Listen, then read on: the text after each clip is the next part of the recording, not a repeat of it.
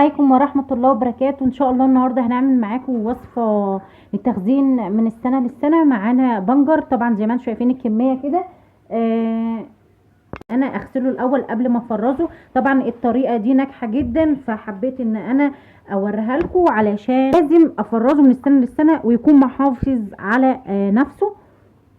هو عامة في السوق ما بيكونش كتير، يعني مش بيقعد كتير في السوق، يعني ممكن تلاقيه سوق او اتنين ويختفي، فالحق ان انت تجيبيه.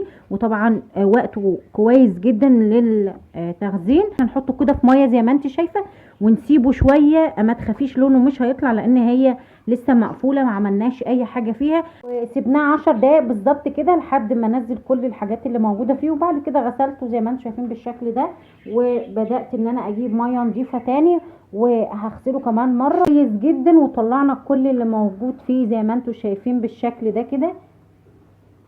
خلاص كده نضيف معانا. هنبدا نشوف هنعمل ايه. طبعا انا مخزنه منه قبل كده اكياس جاهزه، وكمان مخزنه منه للعصير. الكميه دي تكفي اسره كبيره، لانه هو شويه منه اصلا بيلونوا العصير. فده كان يعني بلدي، اللي هو بنجر البلدي، فحلو جدا ولونه فظيع. وطبعا بتعملي منه مخللات، بتعملي منه عصاير، بتعملي منه كل حاجه. وبتحطيه على الطماطم كمان، بتحطيه على لو عايزه تعملي منه مربى، بتعملي كل حاجه منه. وده كان كيسه كده من السنه اللي فاتت، بس زي ما هي. يعني انت ممكن تخزنيه عصير، وممكن تخزنيه زي ما هو كده من غير ما تقشريه. والطريقه اللي احنا هنعملها برضو طريقه ناجحه وكويسه جدا، وكمان سريعه ومريحه معاكي، بتفضل معاكي من السنه للسنه. هنشوف دلوقتي هنعمل ايه. الاسترتش راب زي ما انتم شايفين، وسكينه. الجهاز ده حلو جدا، انا بعمل بيه كل حاجه وبخزن بيه كل حاجه. كنت اصلا هنجيب ونقشره زي ما انتم شايفين بالشكل ده. ما تخافيش خالص، قشريه كويس علشان طبعا هيتخزن. ولما هعمله بالجهاز مش هينفع ان انت تقشريه حاليا، فانا بعمله بالطريقه دي وبيبقى حلو معايا جدا، ما فيهوش اي مشكله.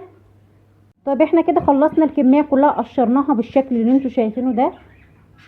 وطبعا سبتها شويه علشان خاطر، يعني ممكن ساعه او اتنين، علشان خاطر ينشف معايا البنجر ما يكونش مبلول، لان احنا كنا غاسلينه. وده الشكل اللي احنا قشرناه، طلع منه كميه كتير طبعا. اجيب بقى الجهاز اللي انا قلت لكم عليه. هم 3 قطع زي ما انتم شايفين، هنستخدم بس 2.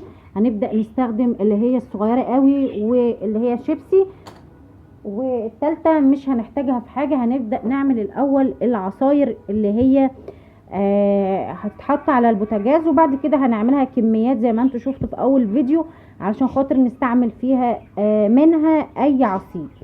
تمام. هبدا ان انا احط الشريحه دي. تمام. هبشر كل الكميه دي وهرفعها على البوتاجاز لحد ما تنزل كل اللون، بحيث ان انا استخدم منها عصير على طول. تمام كده. عملت نص الكميه زي ما انتم شايفين، والنص التاني موجود هنا.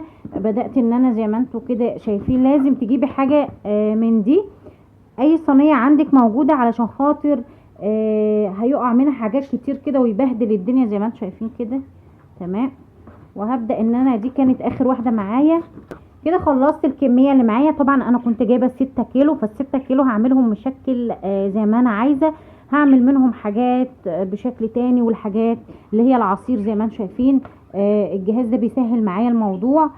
لو عندك مبشره من اللي هي الدرج دي مفيش مشكله، بس انا بحب الجهاز دوت. طلع لي بالشكل ده.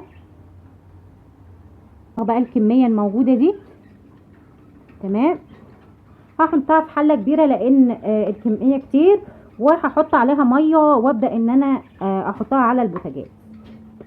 خلاص مليت انا كده الميه الكميه المناسبه ليه. هبدا ان انا احطه على نار متوسطه، مش مستعجله عليه ولا حاجه، من غير سكر من غير اي حاجه. هبدا اعبي الكميه دي علشان هحتاجها في حاجات تانية هتكون متقشره. وطبعا زي ما قلت لك سيبيه ينشف. بعد ما غسلناه وقشرناه هيبقى بينزل لون خفيف كده وطري لسه، وفي ميه بتسيبيه كده.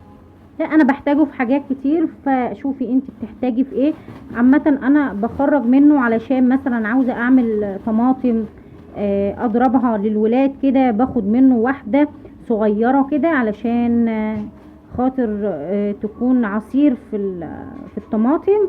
هبدا اجيب الكميه اللي باقيه وهنحط الجهاز اللي هو بتاع الشيبسي دوت، ونبدا ان احنا نعملها شيبسي بالشكل اللي انتوا شايفينه دوت.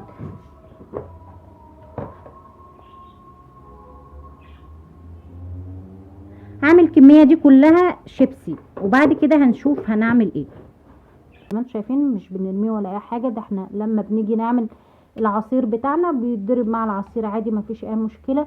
وكمان ببشر منه وهو نايم مش مستوي، ببشر للعصافير، اكل العصافير كده بالشكل اللي انتوا شايفينه ده، بيبقى صغير جدا وبيخلي العصفور يتغذى، وكمان ريشه بيبقى حلو قوي. ريش العصفور بيبقى حلو والوانه زاهيه، فدايما تلاقيه وجبه مره واحده في الاسبوع للعصفور. تمام، يعني احنا بنستفاد من البنجر ده في كل الوصفات وفي كل حاجه موجوده في البيت. طبعا هاخد منه ميه بس كده للعصفور، ميه صافيه كده، هنبقى نحطها لوحدها كده علشان خاطر بحطها في المسقه بتاعه العصفور، بتغذي العصفور وبتخلي العصفور حلو قوي، وصوته كمان بيكون حلو. وانتوا عارفين فوائد البنجر. هبدا ان انا اعبي الاكياس بتاعتي وارجع لكم تاني. كده عبيت الكميه بتاعتي زي ما انتم شايفين. دي هيبقى كيس كده صافي ما فيهوش اي حاجه، علشان خاطر العصافير كل مره اطلع منه حبه يعني واديهولهم في المسقه. تمام، ودولت هيبقوا بتاعنا كده زي ما انتم عارفين. والقشر اللي هو الحتت القطع اللي موجوده فيه هتكون بعمل بيها جزر، يعني جزر مبشور برضو، وبضربهم الاتنين مع بعض وبعمل عصير. تمام، وقت ما اعمل عصير هبقى اوريكم ازاي بعمل العصير، بيبقى طعمه حلو قوي. تمام، بسيطه كده بتقضي الغرض وبيبقى تمام. مظبوط كده. انا خلصت الكميه دي زي ما انتم شايفين. خلاص انا عملت الكميه كلها بالشكل اللي انتم شايفينه ده. الشيبسي اللي انتم شايفينه دوت اهوت كلهم الكميه اللي انا محتاجاها شبه الشيبسي. تمام، نبدا نجيب الكميه اللي هي شبه الشيبسي دي، وبعد كده هنشوف هنعمل ايه. هنجيب القطر بتاعنا زي ما انتم شايفين كده، والاسترتش راب، وهنبدا ان احنا نعمل كده. هعمل معاكم واحده كمان، وبعد كده هبدا ان انا اعمله اوف كاميرا. تمام، شويه كده هبدا اجمعهم مع بعض كده. تمام، ببقى شويه من الحرف بعيد وشويه من الحرف التاني بعيد، وفي النص سايبه مكان عشان اقدر ان انا اغلفها. ببدا اعملها كده بالشكل ده، لفه واحده بس مش اكتر. ببدا ان انا اقطع الاول من هنا كده، افصلها عنها، وبعد كده افصل من هنا برضو. ما ينفعش نحط واحده في النص لان مش هينفع يتقفل بالشكل اللي احنا شايفينه ده. احنا بنقفل كويس جدا علشان اي هواء او اي حاجه بيخش في التفريزات بتاعتنا اللي بتقعد سنه دي ما بتكملش او ما بتعيش شويه، لان بيكون الهواء داخلها فبيبوظ لنا التفريزه بتاعتنا. انا عملت زي ما انت شايفه الفكره قدامك اهوت ونفذتها وسهله جدا. يعني حاولي تحافظي على الحاجه علشان ما تقعدش تطلع الفوائد بتاعتها، وفي نفس الوقت ما تقعدش معاكي سنه وترجعي تقولي ده ما قعدش معايا سنه، ما تخزنش سنه. ما عشان كده في اخطاء بسيطه احنا بنعملها فبتخلي معانا الموضوع صعب. هبدا ان انا اعمل كل الكميه بتاعتي بالشكل ده. خلصت الوصفه بتاعتي، عملتها كلها بالشكل اللي انتم شايفينه دوت. زي ما انتم شايفين غلفتها كلها شبه البونبونايه، وطبعا لازم تقرطي عليها كويس جدا. ولو الاسترتش راب فك منك هيكون الاسترتش راب قديم عندك، فلازم يكون جديد. تمام، بدات ان انا احطهم بقى في الكيس واغلفهم واعبي. عبيت بالشكل اللي انتم شايفينه ده. طبعا على الاستعمال هاخد بس واحده بس، زي ما انت شايفه كده هاخد واحده بس، والباقي زي ما هو موجود في الكيسه. يعني مش هبوظ حاجه ومفيش حاجه هتخر لونها ولا اي حاجه، والتفريزه سهله وبسيطه وكمان ناجحه. ابدا اعبي الكميه بتاعتي كلها وعلى الفريزر على طول كل الهواء اللي موجود فيهم. ببدا ان انا امسك الكيس اظبطه واعمل اقفل عليه كويس جدا. خلصت الوصفه زي ما انتم شايفين، عبيتهم في الاكياس وخرجت الهواء ودبستهم وكانوا معايا بالشكل ده زي ما انتم شايفين اهو. التفريزه ناجحه 100% وحلوه جدا، ولما تعمليها هتنبسطي منها، انك هتاخدي على قد الاستعمال وترجعي الباقي مكانه، فمش هتهدري حاجه. وكمان الحاجات اللي عملناها للعصير زي ما انت شايفه، وللعصافير برضو اكل العصافير، الكميه زي ما انت شايفه الكميه كانت محترمه جدا وحاجه حلوه وفي نفس الوقت مغذيه، والكيلو ب5 جنيه، يعني مش غالي جدا ان انت تشتريه.